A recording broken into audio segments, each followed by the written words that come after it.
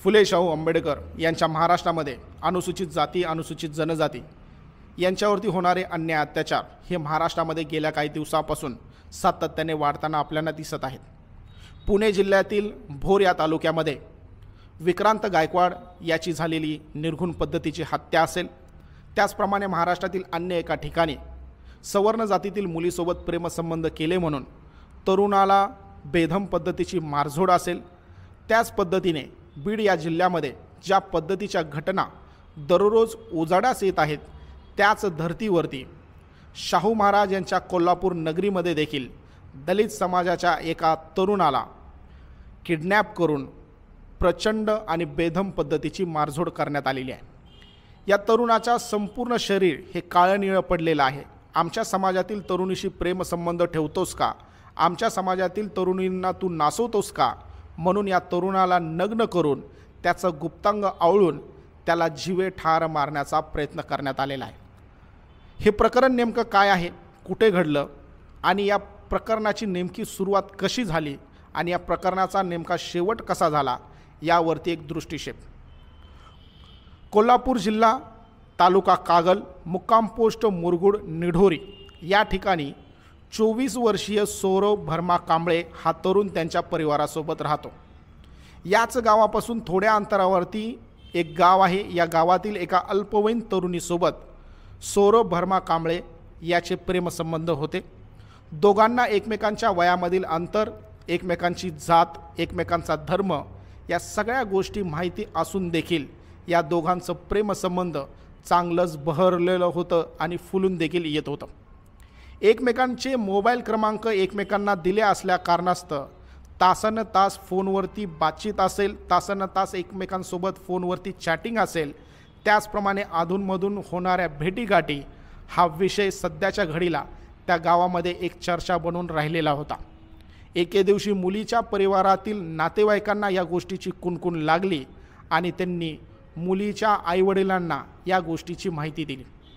तात्काळ मुलीच्या आईवडिलांनी सौरभ कांबळेसोबत असणारे तुझे प्रेमसंबंध तात्काळ तू तोडून टाक, सौरभ कांबळेसोबत तू कुठल्याच प्रकारचा संपर्क ठेवू नकोस, अशा प्रकारचा दबाव त्या मुलीच्या परिवाराने त्या मुलीवरती आणण्यास सुरुवात केली।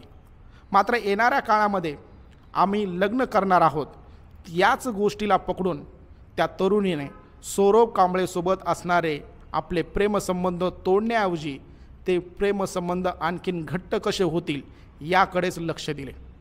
आपली मुलगी आपली ऐकत नाही, मात्र आपली मुलगी जर आपली ऐकत नसेल तर सौरभ कांबळेलाच या रस्त्यामधून आपल्याला हटवावं लागेल, सौरभ कांबळेचाच बंदोबस्त करावा लागेल। याच घटनेमुळे मुलीच्या परिवारातील काही नातेवाईकांनी एक प्लॅन आखला आणि या प्लॅननुसार सौरभ कांबळेचा काटा रचण्याचा त्यांनी कट रचला। एके दिवशी सौरभ कांबळे हा मुरगुड नाका क्रमांक 2 या ठिकाणी सकाळी 10:15च्या सुमारास चहा प्यायला उभा असताच त्या ठिकाणी एका 4-चाकी वाहनामधून 3 तरुण त्या ठिकाणी आले। त्यापैकी एका तरुणासोबत सौरभ कांबळे याची ओळख असल्यामुळे दोघांनी त्या ठिकाणी चाय पिला।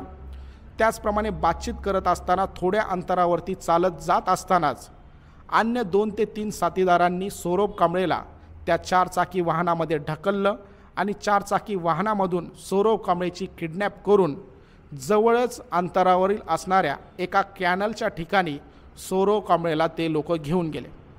आमच्या समाजातील मुलीसोबत प्रेमसंबंध करतोस का, आमच्या समाजातील मुलींना तू नाचवतोस का, आमच्या समाजातील मुलगी ही अल्पवयीन आहे, तू एवढ्या मोठ्या वयाचा असताना देखील अल्पवयीन मुलीशी प्रेमसंबंध ठेवतोस का, या कारणास्तव सौरभ कांबळेला लाथा, बुक्क्या, लाकडी दांडके आणि पट्ट्याच्या सहाय्याने मोठ्या प्रमाणात कॅनलजवळ सौरभ कांबळेला मारझोड करण्यास सुरुवात केली। सौरभ कांबळेला मारझोड करत असतानाच एका मुलाने सौरभ कांबळेला ती मारझोड करतानाच व्हिडिओ शूट करण्याचा प्रयत्न करण्यात आला। त्याचप्रमाणे सौरभ कांबळेला जातीवाचक शिवीगाळ देखील करण्याचा प्रयत्न करण्यात आला। आमच्या समाजातील मुलीसोबत प्रेमसंबंध ठेवण्याची तुमची हिंमत कशी होते, या कारणास्तव सौरभ कांबळे याच्या शरीरावरती असणारे संपूर्ण कपडे काढण्यात आले, त्याचं गुप्तांग आवळण्यात आलं आणि त्याला इतक्या प्रचंड प्रमाणामध्ये मारझोड करण्यात आली की सौरभ कांबळे हा बेशुद्ध त्या ठिकाणी निस्पत पडलेला होता। काही अंतराने आणि काही कालावधीच्या नंतर सौरव कांबळेला जाग आली. सौरव कांबळे कसाबसा त्या तरुणांच्या तावडीमधून पळू लागला.